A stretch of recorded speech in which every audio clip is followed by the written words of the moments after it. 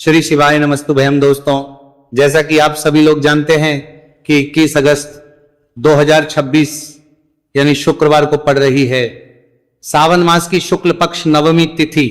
और दोस्तों, यह वह तिथि है जो सावन मास में पड़ने वाली सबसे बड़ी तिथि है, क्योंकि यह शुक्रवार के दिन पड़ रही है और इसका बहुत ही बड़ा और विशेष महत्व होता है।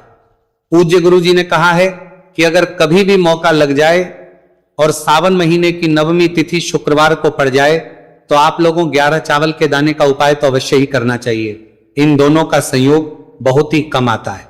इसी के साथ में गुरु जी ने अपने शिव पुराण कथा में बताया है कि इस दिन आपको 11 चावल दाने का उपाय तो आपको अवश्य ही करना चाहिए, क्योंकि ऐसा दिन पूरे साल में सिर्फ एक ही बार आता है। और दोस्तों, आप सभी लोग जानते हो कि शुक्रवार नवमी तिथि का अगर सबसे बड़ा कोई उपाय है तो वह 11 चावल के दाने वाला उपाय है। तो दोस्तों, इस शुक्रवार नवमी तिथि के दिन आप लोगों को इस 11 चावल दाने वाले उपाय को जरूर करना है। बहुत सारे लोग होंगे जिन लोगों ने इस उपाय को ना किया हो, मतलब पूरा साल निकल गया, उन्होंने किसी भी दिन इस 11 चावल के दाने वाले उपाय को ना किया हो।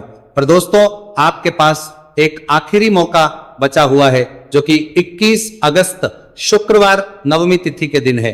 तो इस दिन आप लोगों को इस वाले उपाय को जरूर कर लेना है, भले ही आप पूरे महीने भर इस उपाय को ना किया हो। पर अगर आपने इस सावन महीने की नवमी तिथि के दिन अगर इस वाले उपाय को कर लिया तो आपको इस उपाय को करने का वो फल मिलेगा जिसकी आपने कभी कल्पना भी नहीं करी होगी।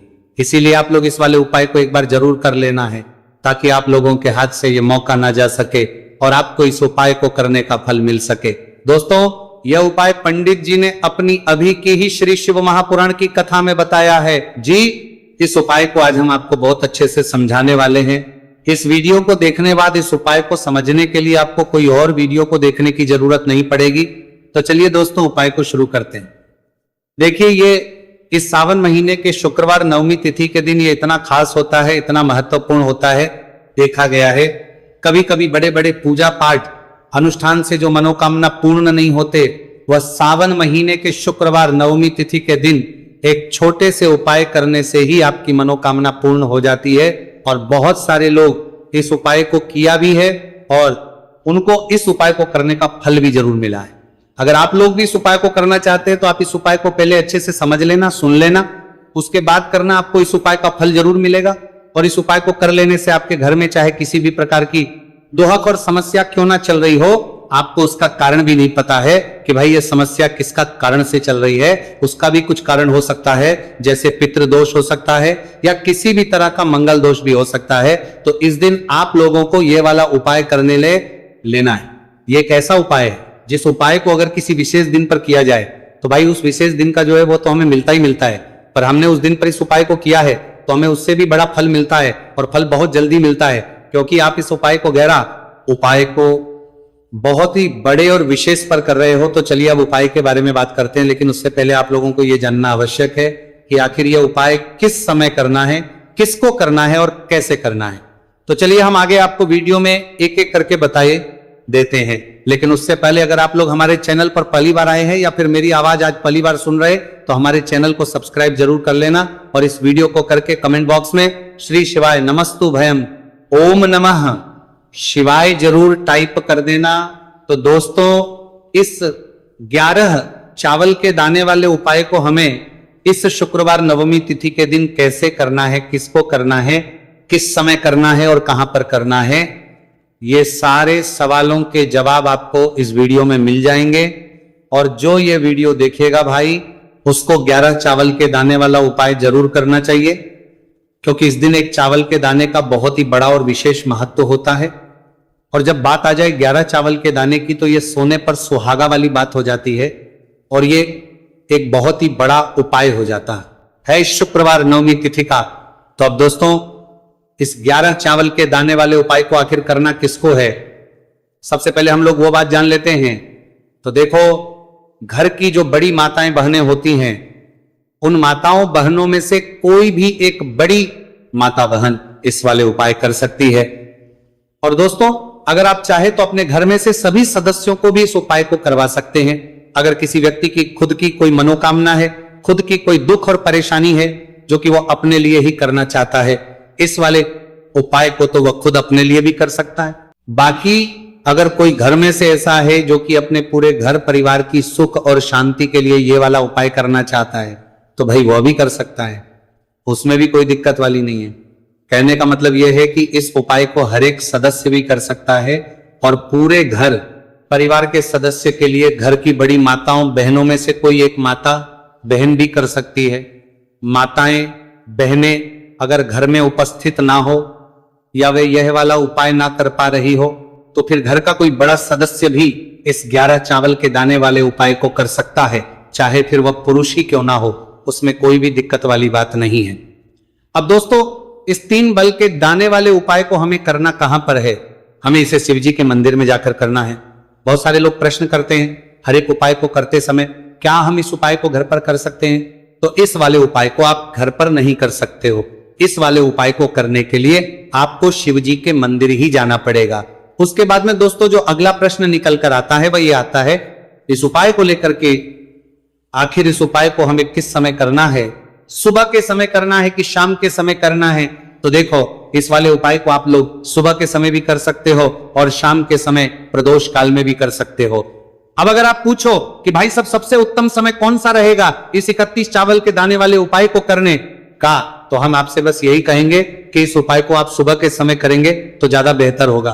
बाकी अगर प्रदोष काल शाम के समय भी करेंगे तो भी अच्छा होगा, उसमें कोई भी दिक्कत वाली बात नहीं है। तो अब दोस्तों अगली सबसे बड़ी और महत्वपूर्ण बात आती है, वह ये आती है कि सुबह अगर हम उपाय को करेंगे तो हमें कितने बजे से लेकर कितने बजे तक के बीच में करना है, और शाम के समय प्रदोष काल में करेंगे तो हमें कितने बजे से लेकर कितने बजे के बीच में करना है। तो देखो सुबह जितनी जल्दी हो सके आप उपाय को करने की कोशिश करना। बाकी अगर किसी कारणवश लेट भी हो जाओ, थी देर भी हो जाए तो 10 या 11 बजे तक भी आप उपाय कर लेना, पर 12 बजे से ज्यादा देरी ना हो, ठीक है, इस बात का ध्यान रखना। उसके बाद में दोस्तों अगर शाम के समय प्रदोष काल की बात करें, प्रदोष काल का जो समय है होता है वो शाम के 6 बजे से शुरू हो जाता है। मतलब शाम के 6 बजे से लेकर 7 बजे के बीच का जो समय होता है ये समय प्रदोष काल का समय होता है। पर अभी जो मौसम चल रहा है इस मौसम में जो है शाम बहुत देरी से होती है, तो आप इस उपाय को 7 या 8 बजे के बीच में भी कर सकते हो। मतलब शाम के 6 बजे से 8 बजे के बीच में आप कभी भी इस वाले उपाय को कर सकते हो, उसमें कोई भी दिक्कत वाली बात नहीं है। अब दोस्तों यहां पर इस उपाय को लेकर एक और सबसे बड़ी बात यह निकल कर आती है कि इस 11 चावल के दानों को हमें लेना कहां से होता है, और हमें इस उपाय को करने के साथ में क्या और कुछ भी सामग्री ऐसी होती है जो शिवजी के मंदिर लेकर जानी पड़ रहती है। तो देखो यहां पर हम आपको बता दें, सबसे पहले आप लोग ये जान लो कि ये जो 3 चावल के दाने वाला उपाय है, सिर्फ और सिर्फ आप उपाय की सामग्री लेकर कभी भी शिवजी के मंदिर मत जाना, क्योंकि हमें भगवान के सामने ये नहीं दर्शा है कि अगर हम भगवान शिवजी के मंदिर आए हैं तो अपने फायदे के लिए आए हैं। तो इसलिए जो भी पूजन सामग्री है उपाय सामग्री है 11 चावल के दाने, इसके साथ में आपको पूजन सामग्री भी जरूर लेकर जाना है। देखो अगर सुबह के समय उपाय कर रहे हो तो सीधी सी बात है 1 लोटा जल तो आप लेकर जाओगे ही जाओगे। वही 1 लोटा जल अगर मिट्टी का जल हो तो बहुत अच्छा रहेगा। मिट्टी का जल कैसे बनाता है इसके लिए हमने पहले से बहुत सारी वीडियोस बना दी है आपके पास। इस दिन एक आखिरी मौका रहेगा, मिट्टी का जल शिवजी पर चढ़ने का और उपाय को करने का बहुत बड़ा आपको इस दिन फल मिलेगा। तो इसीलिए इस दिन हो सके तो भाई मिट्टी का जल चढ़ाना, तो अपने साथ में कम से कम 1 लोटा जल तो आपको लेकर जाना ही जाना है। अगर मिट्टी का जल नहीं है तो घर का जल भी आप इस्तेमाल कर सकते हो। इसके अलावा जो भी पूजन सामग्री है, देखो 11 के दाने ये अलग आपके रहेंगे और जो आपकी पूजन सामग्री रहेगी वो अलग रहेगी। पूजन सामग्री में आप जो भी चीज लेकर जाना चाहे वो लेकर जा सकते हैं, एक बेलपत्र भी लेकर जा सकते हैं, उसमें कोई भी दिक्कत वाली बात नहीं है। वहीं अगर हम बात करें शाम के समय की, तो शाम के समय शिव जी पर जल नहीं चढ़ता है, इसीलिए शाम के समय आप लोग एक दीपक तैयार कर लें जो कि गोल तीखा आटे का, शुद्ध देसी गाय का घी का होगा, है ना। इस बात का आप लोगों को ध्यान रखना है। और इस दीपक को आपको घर से जलाकर नहीं लेकर जाना है, भगवान शिव जी के मंदिर में जाकर ही जलाना है। इस बात का भी आप लोगों को ध्यान रखना है। अब दोस्तों यहां पर हमें इस बात को समझना है कि ये 11 चावल के दाने हमें लेना कहां से है। क्या हमें दुकान से लेकर आना है या हमें अपने घर से लेना है या कहां से लेकर आना है, और कौन से चावल लेना है, क्योंकि चावल भी बहुत प्रकार के होते हैं। तो देखो इन सभी सवालों के जवाब आप लोग एक बात में सुन लो कि भाई जो उपाय है, इस उपाय में आपको ये नहीं देखना है कि भाई कौन से चावल है, कौन से चावल नहीं है। बस जो भी चावल ले रहे हो वो चावल का दाना सबूत होना चाहिए, मतलब साबुत होना चाहिए, टूटा हुआ नहीं होना चाहिए, कटा पीटा नहीं होना चाहिए। ये बात आपको ध्यान रखना है। बाकी आपका चावल बासमती हो या सादा चावल हो या कोई सा भी चावल हो, उसमें कोई भी दिक्कत वाली बात नहीं है। तो सीधी सी बात है कि आपके घर के रसोई घर में जहां पर आप बनाते हो, वहां पर जो भी चावल आपके उपस्थित हो, उन चावलों में से अपनी एक कटोरी भर लेना या एक मुट्ठी चावल अलग से निकाल कर रख लेना, क्योंकि हम 11 चावल ही यहां पर इस उपाय में लेने वाले हैं। तो हमें ये चावल के दाने गिनकर निकालने पड़ेंगे, इस बात का आप लोगों को ध्यान रखना है। तो अपने उस चावल की कटोरी में से या चावल में से 11 ऐसे चावल के दाने आप लोग निकाल लो जो कि टूटे हुए ना हो, कटे पीटे ना हो, कोई दाग ना लगा हुआ हो, है ना। अच्छे साबुत चावल के दाने 31 दाने आप लोग निकाल कर रख लो और इन्हें किसी भी एक कागज की पड़िया में या किसी एक छोटी सी कटोरी में आप लोग रख लो, ताकि ये सुरक्षित रहे, आपके एक भी चावल का दाना इधर उधर ना हो और आपका उपाय भी पूरा अच्छे से हो जाए। तो भाई जैसे ही आपका उपाय की जो सामग्री है, 11 चावल के दाने ये तैयार हो जाते हैं, उसके बाद में आपको जो भी अपनी पूजन सामग्री है, सुबह समय कर रहे हो तो एक लोटा जल और एक बेलपत्र या पूजन सामग्री जो लेकर जाना चाहो उसकी भी तैयारी कर लेना। और शाम के समय जा रहे हो तो भाई अपना जो दीपक है उसे तैयार कर लेना, ठीक है। और उपाय को करते समय शुद्धता का विशेष रूप से ध्यान रखना, ठीक है। सुबह सुबह स्नान करने के बाद ही उपाय को करने की आप लोग तैयारी करना। उसके बाद अगर शाम के समय की बात करें तो शाम के समय आपको स्नान करने की जरूरत नहीं है, पर शुद्धता ध्यान रखना है। आपको स्नान तो नहीं करेंगे, आप हाथ मुंह धोकर भी इस वाले उपाय को शाम के समय प्रदोष काल में कर सकते हैं, इसमें कोई दिक्कत वाली बात नहीं है। तो आप अपने उपाय की पूरी सामग्री तैयार करके आपके पास ही में जो आपका शिव मंदिर हो वहां पर पहुंच जाइए। सबसे पहले शिव मंदिर में जाकर आप लोगों को उपाय नहीं करना है, पहले भगवान के दर्शन करना है, भगवान से आशीर्वाद प्राप्त करना है, फिर शिव जी की शिवलिंग के पास में आना है। शिवलिंग के पास में आने के बाद जो पूजन सामग्री लेकर आए हुए हैं, जैसे कि सुबह गए हुए होंगे तो एक लोटा जल और जो भी पूजन सामग्री लेकर आए हैं आप उनसे भगवान शिव जी की पूजन कीजिए। सबसे पहले तो एक लोटा जल ही चढ़ेगा, फिर आपको एक बेलपत्र श्री शिवाय नमस्तु भयम का जाप करते हुए शिवलिंग पर चढ़ा देना है। उसके बाद में आपकी पूजन सामग्री चढ़ेगी। उसके बाद में अगर दोस्तों शाम के समय अगर आप इस उपाय को कर रहे हो तो अपने साथ कम से कम एक जो दीपक है गोलबाती का, जो आप अपने साथ में लेकर गए हो, उस दीपक को मंदिर में जाकर अपनी माचिस से जलाना है और उस दीपक को शिवलिंग के पास में रखना है, ठीक है। इस दीपक को रखने के बाद ही आप लोगों को अपना ये वाला उपाय शुरू करना है और दीपक को ज्यादा पास में मत रखना, वैसे भी गर्मी पड़ रही है, भगवान शिव जी को आंच नहीं लगनी चाहिए, है ना। तो भाई जैसे ही आपकी पूजा अर्चना हो जाती है, आप भगवान शिव जी को प्रसन्न कर लेते हैं, उसके बाद शिवलिंग के पास ही में आप कहीं पर बैठ जाइए सामने या आसपास, जिस जगह पर आपको बैठना हो वहां पर बैठ जाइए और अपने वो 11 चावल के दाने अपने सामने निकाल कर रख लीजिए, क्योंकि अब यहां पर उपाय को यहां पर करने की आपको तैयारी करना है। और इस तरीके से जब आप उपाय करेंगे, पूजन सामग्री सजाने के बाद, पूजन अर्चना करने के बाद, तो आपको उपाय का फल बहुत जल्दी और बहुत होकर मिलेगा। तो अपने चावल के अपने सामने निकाल कर रख लेना। और ये जो उपाय है ये आपकी सीधे हाथ की हथेली से होगा, इसलिए इस बात का भी विशेष रूप से ध्यान रखना है। तो सीधे हाथ की हथेली का प्रयोग करके ही आप लोग अपना इस वाले उपाय को करना। अपने सामने जो भी आपके कागज की पुड़िया है उसको खोलकर रख लो, या कटोरी है तो भाई उसे अपने सामने रख लो और अपने वो 11 चावल के दाने निकाल लो, ठीक है। उसके बाद में दोस्तों अब आपको क्या करना है कि शिवलिंग आपके सामने होगी, तो आपने वो 11 चावल के दाने एक एक करके जहां पर आपने बेलपत्र चढ़ाए हैं आपको शिव जी के शिवलिंग के ऊपर चढ़ाना है।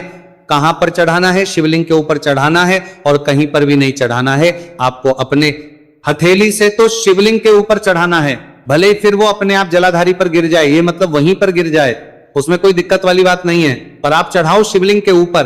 तो आपको क्या करना है? अपना पहला चावल का दाना उठाना है, श्री शिवाय नमस्तु भयम बोलना है और शिवलिंग पर चढ़ देना है। इसी तरीके दूसरा चावल का दाना उठाए, शिवलिंग पर चढ़ना है और मंत्र बोल देना है। और फिर तीसरा चावल का दाना उठाना है, श्री शिवाय नमस्तु भयम बोलना है और चढ़ देना है। इसी प्रकार से आपको पूरे 11 चावल के दाने एक एक करके शिव जी के शिवलिंग के ऊपर चढ़ाना है और भगवान से प्रार्थना करते जाना है। मतलब प्रार्थना तो आपको आखिरी में करना है, पर हर एक चावल के दाने को चढ़ाते समय श्री शिवाय नमस्तु भयम जरूर बोलना है। उसके ही में ये चावल का दाना शिवलिंग के ऊपर आपको चढ़ाना है। जैसे ही आपके 11 चावल के दाने शिवलिंग के ऊपर चढ़ते हैं है तो भाई उसके बाद में आपको क्या करना है, भगवान से अपनी मनोकामना बोलना है। मनोकामना भी कब बोलना है, जब आपका 11 चावल का दाना आपके सीधे हाथ की हथेली में हो और आप उसे चढ़ाने के लिए जा रहे हो। श्री शिवाय नमस्तु भयम बोलकर उस आखिरी चावल के दाने को शिवलिंग के ऊपर चढ़ा देना।